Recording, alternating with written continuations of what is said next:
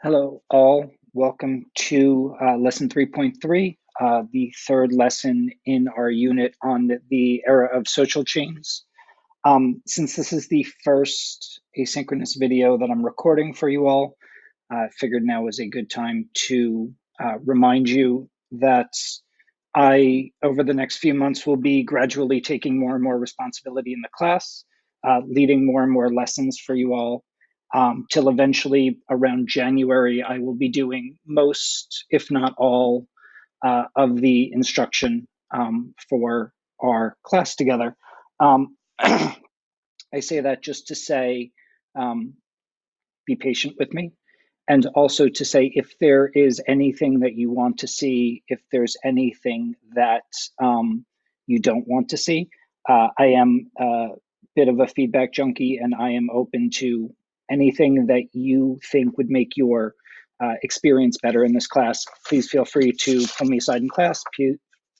Feel free to send me an email or schedule a time we can meet and talk about it. I'm open to anything that any of you think would make the educational experience better for you.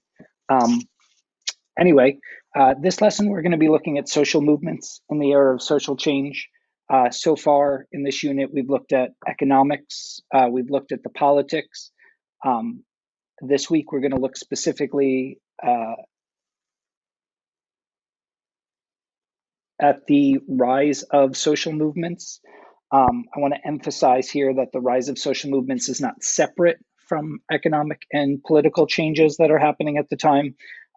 Those economic and political changes are what sort of set the stage, what gives us the opportunity, gives society the opportunity for these movements to start and then to build. So as we're moving forward, just sort of keep that in the back of your head. This is not separate from the other stuff we've learned, if not for those economic and social changes.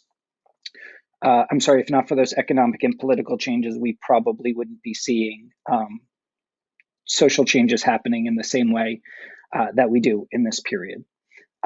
Right now, during the asynchronous lesson, during your video lesson, I want to focus on what is happening. So what these social movements look like, what they're trying to achieve. In class this week, we're going to look at the how, sort of how is it that these movements are given the opportunity to grow in the way that they do.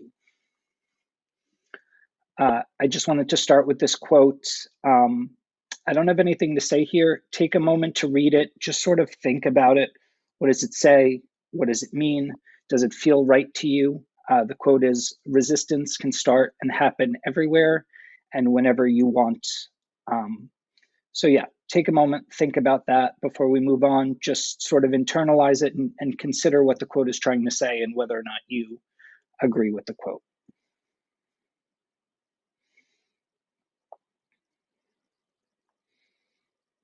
Okay, moving on. So just to review, I went back through the lessons we've done over the past couple of weeks. I tried to pick out a couple things that I personally thought really kind of factor into the rise of social movements. So economic changes, we have the US economy growing. A growing economy means more money. Generally, when people have more money, they have more time to spend thinking about things. They have more time to spend reading about things. You tend to get social movements in areas where there are wealth.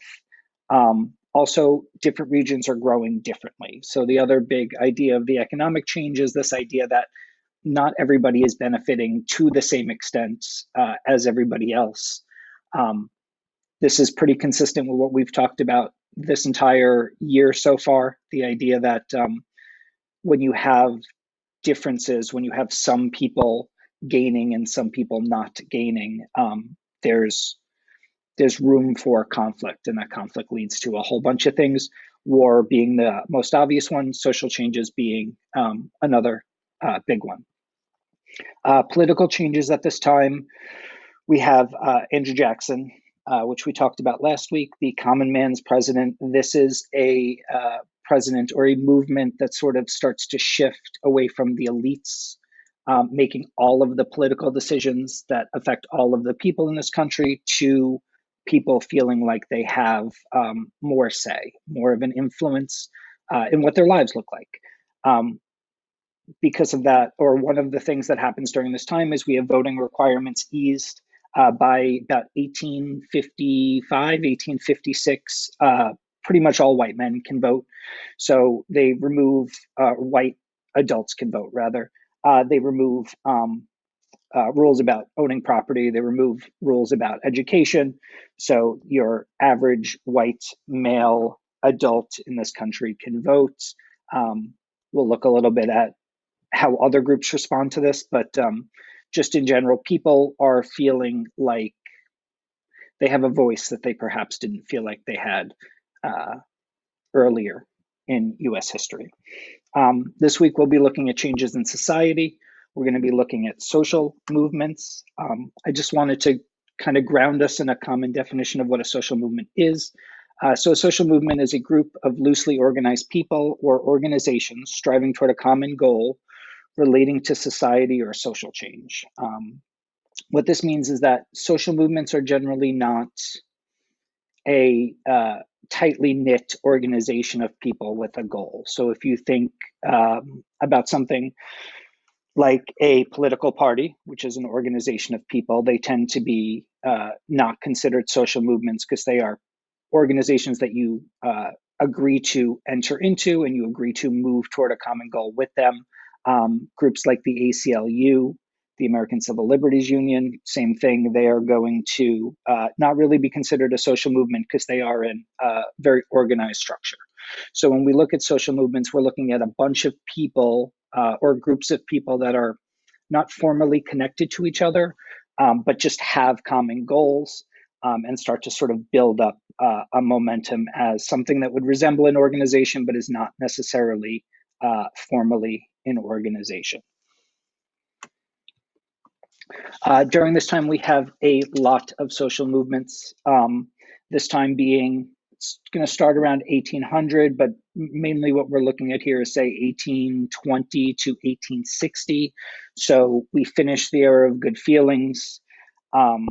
We are getting into a more contentious time, more difficult time in US history, leading up to the events of the Civil War. So a lot of social movements in this time: women's rights, women's suffrage, abolition, the Second Great Awakening, some smaller ones we'll talk about a little bit at the end, but just know that a lot is happening here. Also note that women are playing a major role in many of these reforms. They are not just relegated to women's rights or women's suffrage. They are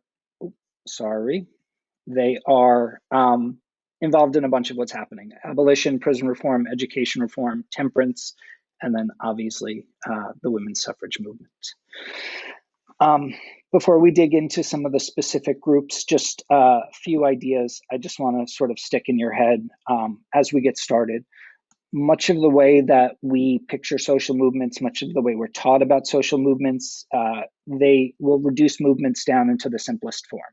So one of the things they do is they're going to say concrete goals. For something like women's rights, for something like suffrage, they're going to say the right to vote. So the idea is that all of these people are coming together with the goal to pass a law to give women the right to vote. Just like you would say abolitionists are organizing for a legal end to slavery. I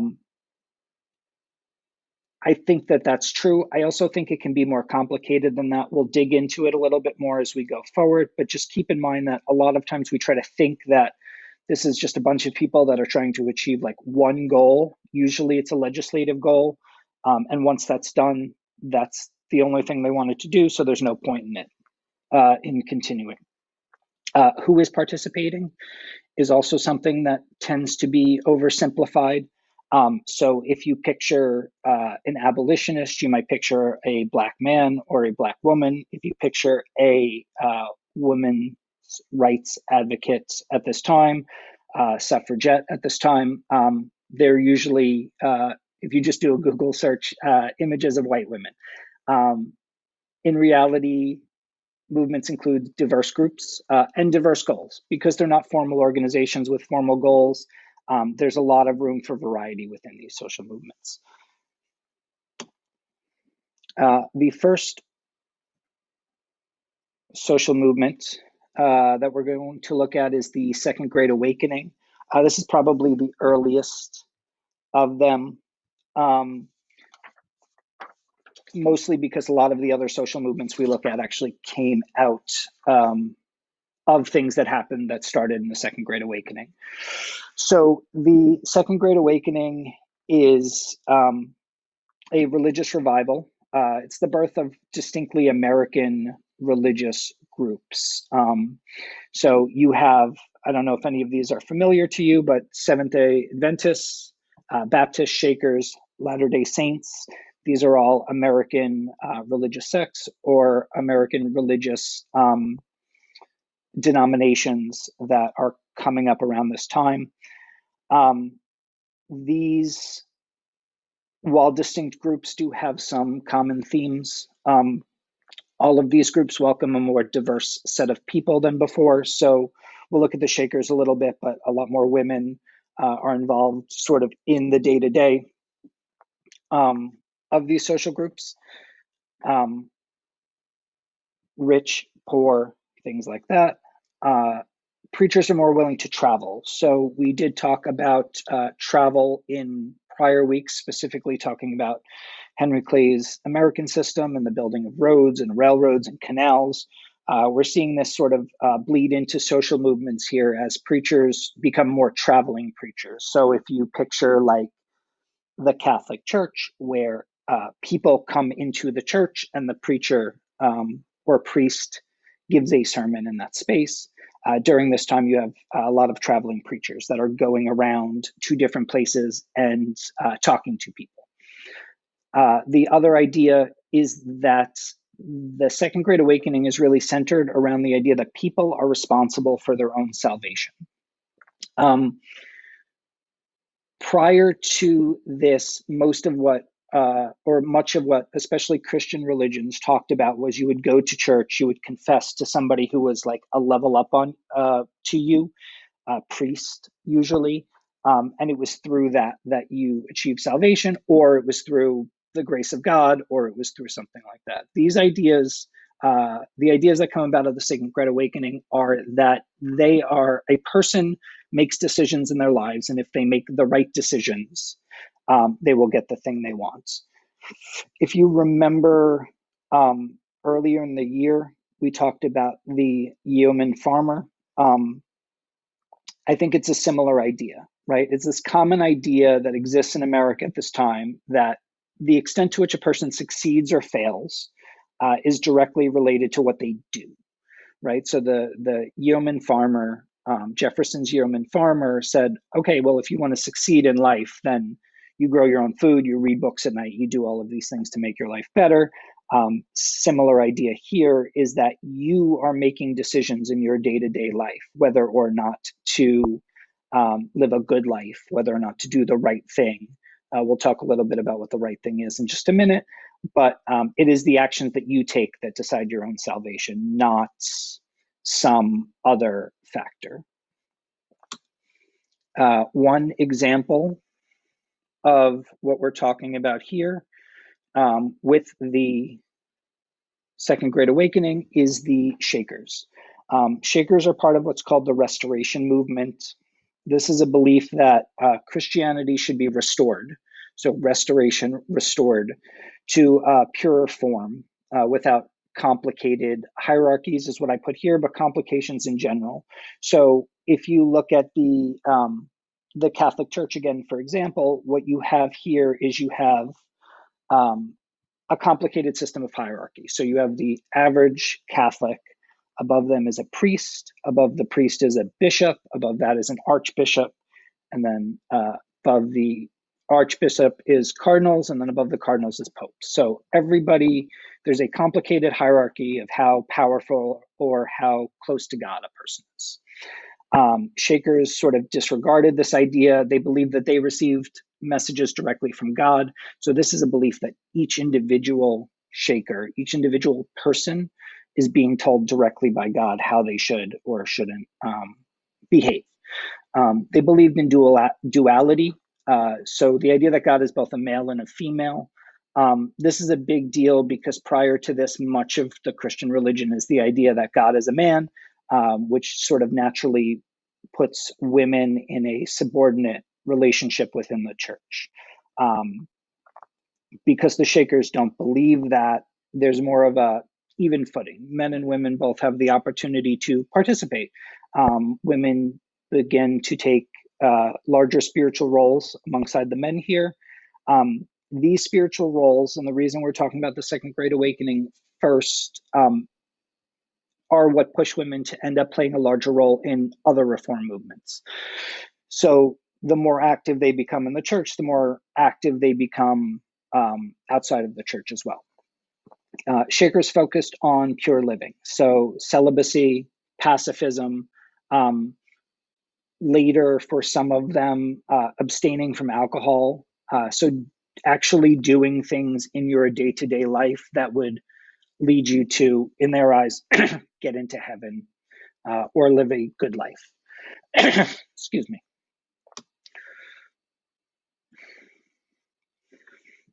The second movement that we're going to talk about here is women's suffrage. Let me just find somewhere to put my screen. So women's suffrage or women's rights comes about roughly around the 1840s. So 20 or 30 years after we start to see the birth of the Second Great Awakening. In 1848, the first Women's Rights Convention is held in Seneca Falls, New York. The Seneca Falls Convention claims that all men and women are created equal. If you read the Declaration of Sentiments from the Seneca Falls Convention, you'll see a lot of parallels to the Declaration of Independence in the language that they choose, but this is sort of the big takeaway, what they are trying to say to those in power in America, that equality is equality and men and women should be treated equal. Against the objection of some at the convention, part of the resolution, or they pass a resolution as part of the Declaration of Sentiment in favor of women's suffrage. I want to note this because I want to note that not everybody at this time, even within this movement, which is why I hesitate to call it a suffrage movement, is actually in favor of suffrage, is actually in favor of giving women the right to vote. They have a whole list of things that they would like to see. The ability to vote is one of them, not the only one. Black women are often excluded from the narrative at this time. This goes back to what I said at the beginning, that there tends to be a simplification of what these movements look like. If anybody wants to talk about why, it's interesting, not super important for what we're doing here, other than to know that when movements happen, erasure also happens. And it tends to be the people that tend to be erased tend to be the same people. So they tend to be women, they tend to be minorities, they tend to be people who are on the margins even within the movement.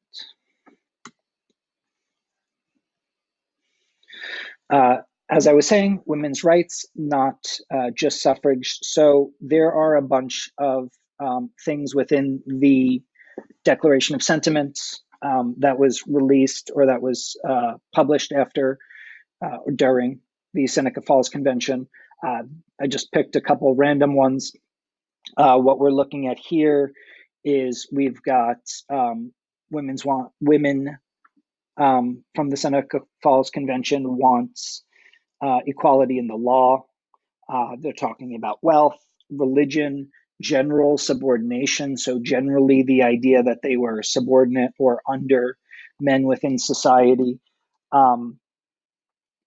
Confidence. So he has endeavored in every way to destroy her confidence in her own powers, and generally just a desire to be treated with more respect. Again, this is just to say that a lot of times we look at the Seneca Falls Convention and we say, okay, it's about suffrage. It's about women wanting the right to vote. It's about a whole bunch of things.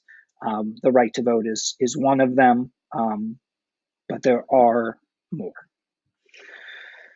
Uh, last movement we're going to look at today is abolition. Um, Abolition is the movement to end slavery. Um, Prior to the start of the abolition social movement, even for those who oppose slavery, the how was considered a complicated question. Many people believed in manumission. That is the idea that rather than some sort of federal law that frees slaves, there should be some sort of encouragement or incentive for slave owners to free their own slaves. So, depending on who you talk to at this time, it could be financial, it could just be appealing to their moral interests. But it's the idea that rather than telling people they have to do something, trying to figure out a way to have the slave owner do it of their own free will. The second big thing at this time is what to do if we were to free the slaves. So some favored a separate state. If you remember, we have a whole bunch of Western territory that is not yet a state at this point. Some said, okay, we'll like have a state. We'll give them a state that can be the ex-slave state, and they can do their thing here. We'll do our thing here. It'll be fine. Some favored shipping them back to Africa, or to Africa, I guess is a better way to put it, because at this point we are 200 years after the start of slavery. So many of the slaves, and 22 years after the official end of the slave trade. So many, if not most, of the slaves at this point are American born. Some did favor integration, but there was a lot of complication around that. If you think about the idea that in order to justify the existence of slavery, there had to be a narrative that there was a fundamental difference between white people and black people.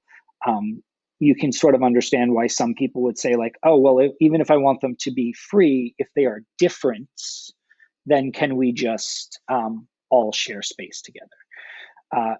Abolitionism movement starts around, as I said, 1830. Generally, if you're going to put a date on it, it begins in 1831 with the first issue of William Lloyd Garrison's newspaper, The Liberator. The Liberator started in 1831. It ran weekly until the Civil War, until the Emancipation Proclamation, until slavery as a formal legal practice was ended in the United States. Garrison demanded immediate emancipation, immediate freedom for all slaves. So no ideas about separate states, no ideas about shipping them to Africa, just we are just going to do it. Certainly no manumission. Immediate emancipation for all slaves, meaning right now, no questions asked, we are done.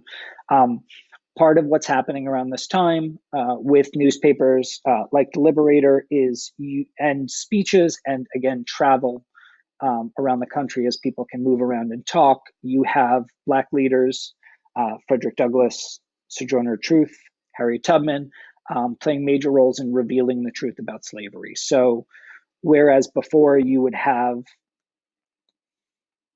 any narrative about slavery would come from white sources, which maybe downplayed some of the more unsavory nature of slavery.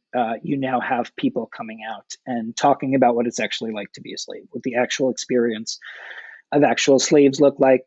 As you can imagine, this does a fair amount to shift the public sentiment about what slavery is and what should be done about it. Yeah. There are also a bunch of smaller social movements at this time that if we had more time, we would talk about. But for now, I just wanted to touch on some that I personally find interesting. So temperance starts out as a movement to limit alcohol, eventually shifts toward outlawing alcohol. If you ever hear the term teetotaler, that is a person who believes that there should just be no alcohol, nobody should drink ever. Prison reform. So prison reform is not what we think of it as today, trying to make conditions better for people in prison. It's the opposite. So prison reform is what led to what we imagine or what prison looks like today. The idea that we would separate prisoners from each other, that we would isolate prisoners, that we would take them away from sort of low stress social interactions and move them toward like isolated jail cells. Education reform, we see the rise of public schools at this point. So the idea that like people in a community should be taxed and that tax should go toward a school that would educate the children of that community. And then transcendentalism, super not important for what we're talking about here. I just personally find it interesting.